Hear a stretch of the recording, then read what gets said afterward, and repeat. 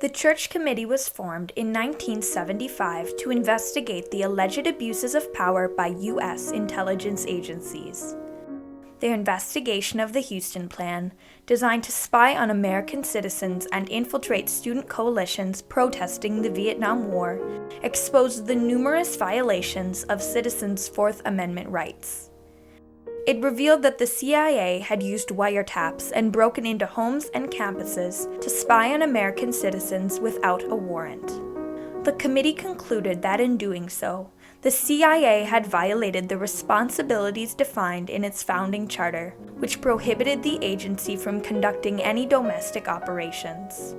The Church Committee's final report, published in 1976, proposed 96 recommendations designed to safeguard the rights of American citizens and ensure that the responsibilities of the CIA were being upheld.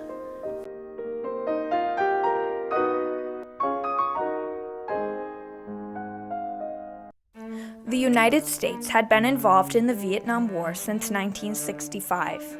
The American invasion of Cambodia sparked what came to be the largest anti-war movement in U.S. history. The imminent draft caused great anger among likely draftees who disagreed with the foundation of American involvement. Students for a Democratic Society, created in 1964, organized mass protests in college campuses across the nation. They sought to combat the draft and urged for peace. During the summer of 1970, President Nixon became increasingly concerned about the growing wave of domestic protests across the nation. The Nixon administration feared that foreign powers, specifically the communist regime of the Soviet Union, were influencing and funding the student protesters. For this reason, he believed that the students protested in support of the communist ideals and would soon attempt to overthrow the U.S. government. Hundreds, perhaps thousands of Americans, mostly under 30, are determined to destroy our society. I had the impression that these student protesters were hell-bent on overthrowing the government, and they were just using their First Amendment rights to protest our involvement in Vietnam. According to the Church Committee's report, on June 5, 1970, President Nixon called in J. Edgar Hoover of the FBI, Richard Helms of the CIA, and others from the military intelligence agencies. He charged them with getting better information on domestic dissenters and directed them to determine whether they were subject to foreign influence. Nixon was willing to use the agencies that we need for our own protection to investigate people for the most ill-defined reasons. White House aide Tom Huston returned with what later came to be known as the Huston Plan. In reading the plan, the Church Committee soon discovered that Nixon's approval had enabled the CIA to illegally spy on Americans.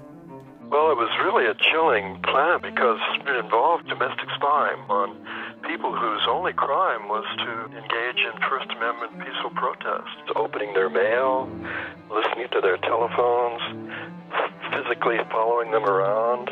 Huston admitted that the proposed break-ins were clearly illegal and amounted to burglary, but felt they were necessary to predict future demonstrations and prevent anarchy in the United States. Nixon approved the plan and quickly sent it to the CIA, FBI, and NSA to be put into action. However, FBI Director J. Edgar Hoover refused to involve the FBI, fearing the operations would be uncovered by the public. Hearing this, Nixon rescinded his approval of the plan 5 days later, on June 19, 1970. The most startling thing I found was that even when the Huston Plan was rescinded, these spy operations went on anyway.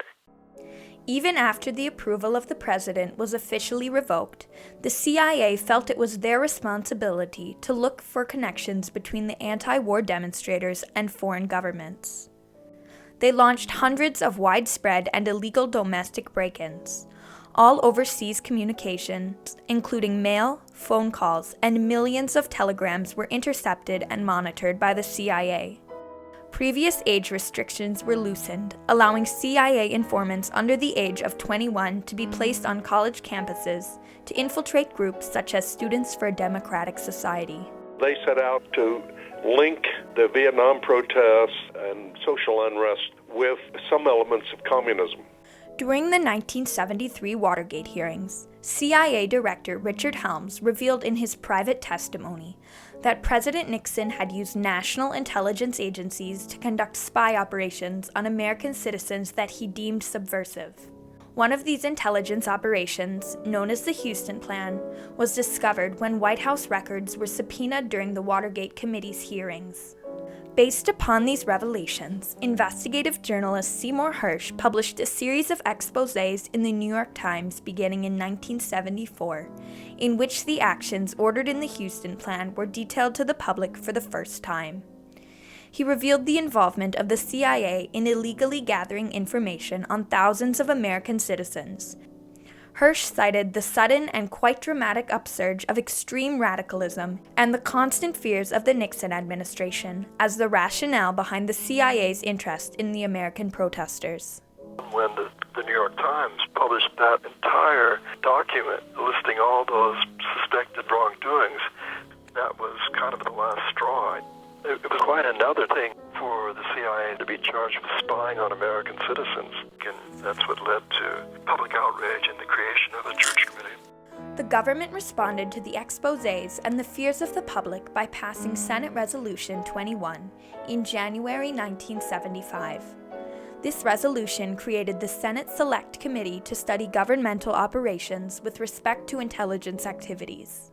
Led by Idaho Senator Frank Church, the so-called Church Committee was tasked with investigating the methods, extent, and possible executive oversight of alleged illicit CIA actions, including the Huston Plan.